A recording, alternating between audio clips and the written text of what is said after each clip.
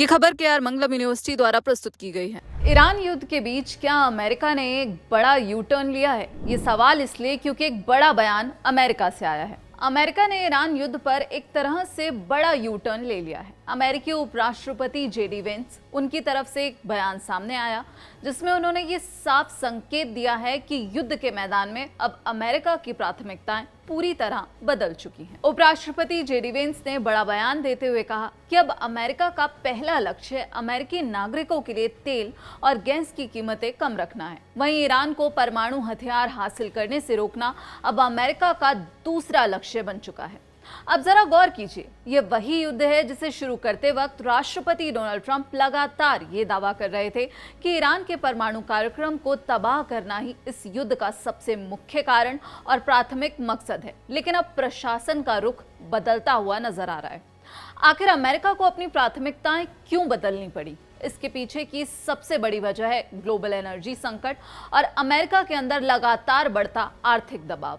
JD Vance की ये टिप्पणी एक ऐसे मोड़ पर आई जब ईरान ने अमेरिकी हमलों के जवाब में दुनिया के सबसे महत्वपूर्ण समुद्री मार्ग यानी हॉर्मुज को पूरी तरह बंद कर दिया है। हॉर्मुज के ठप होने से वैश्विक स्तर पर कच्चे तेल की आपूर्ति बुरी तरह प्रभावित हुई है। इसका सीधा असर अमेरिका की घरेलू अर्थव्यवस्था पर पड़ता हुआ नजर आ रहा है, जहां आम जनता के लिए पेट्रोल की कीमतें अब आसमान छूने लगी हैं। वेंस ने खुद बताया कि ट्रंप प्रशासन का पूरा ध्यान फिलहाल ऊर्जा की बढ़ती कीमतों को नियंत्रित करने पर केंद्रित है। वहीं दूसरी तरफ अमेरिका के वित्त मंत्री हैं स्कॉट बेसिन। उन्होंने भी चेतावनी जारी करते हुए कहा कि अमेरिका अगले हफ्ते ईरान पर नए और सख्त आर्थिक प्रतिबंध लगाने जा रहा है। एक तरफ जहाजों की आवाजाही ठप होने से तेल के दाम बढ़ रहे हैं, वहीं दूसरी तरफ युद्ध के मोर्चे पर अमेरिकी सेना को भारी वित्तीय नुकसान का सामना करना पड़ रहा है। पेंटागन की एक रिपोर्ट ने अमेरिका की चिंताएं बढ़ा दी हैं। रिपोर्ट के मुताबिक अमेरिका ने ईरान के खिलाफ इस युद्ध में अब तक अपने 45 MQ-9 रीपर निगरानी और हमलावर ड्रोन्स गंवा दिए हैं। ये कोई छोटा नुकसान नहीं है, यह अमेरिकी सेना की पूरी ऑपरेशनल रीपर फ्लीट का करीब 25% हिस्सा है। अगर आंकड़ों से समझें तो अमेरिका को इस ड्रोन तबाही से 12,465 करोड़ रुपए से भी ज्यादा का सीधा वित्तीय झटका लगा है। आपको बता दें कि युद्ध की शुरुआत में अमेरिका के पास कुल 185 रीपर ड्रोन थे। अधिकारियों के अनुसार इनमें से कई ड्रोन्स को ईरानी रक्षा प्रणालियों और हमलों ने मार गिराया, जबकि कई ड्रोन्स कंट्रोल रूम से लिंक टूटने और तकनीकी खराबी के कारण दुर्घटनाग्रस्त होकर तबाह हो गए।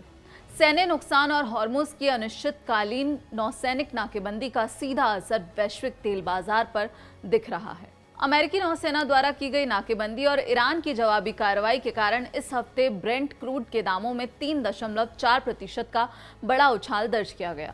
शुक्रवार को अंतर्राष्ट्रीय बाजार में ब्रेंट क्रूड $86.91 प्रति बैरल के स्तर पर पहुंच गया।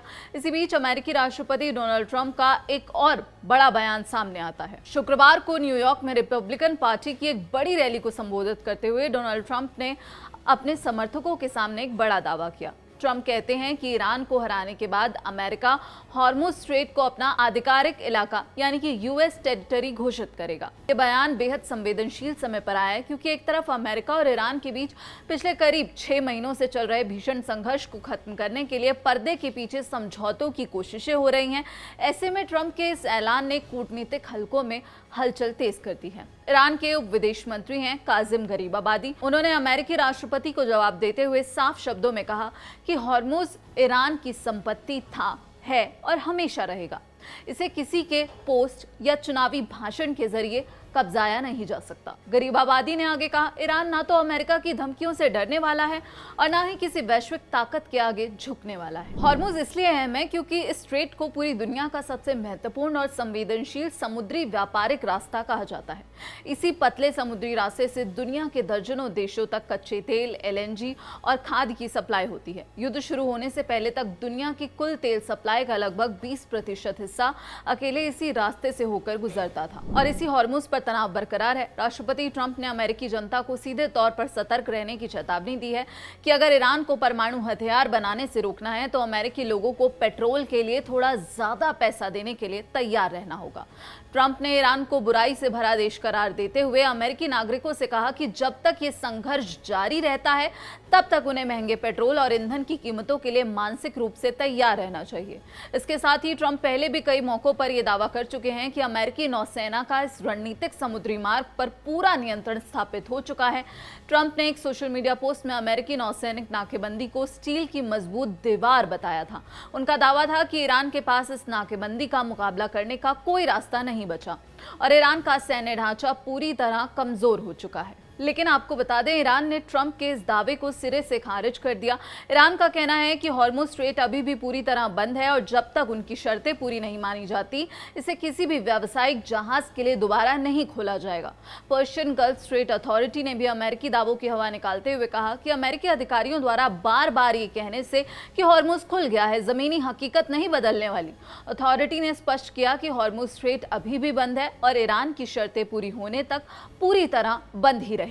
यानी एक तरफ जेडी वेंस प्राथमिकताएं बदलने की बात कर रहे हैं तो दूसरी तरफ ट्रंप हॉर्मुज़ पर अमेरिकी कब्जे की बात कर रहे हैं।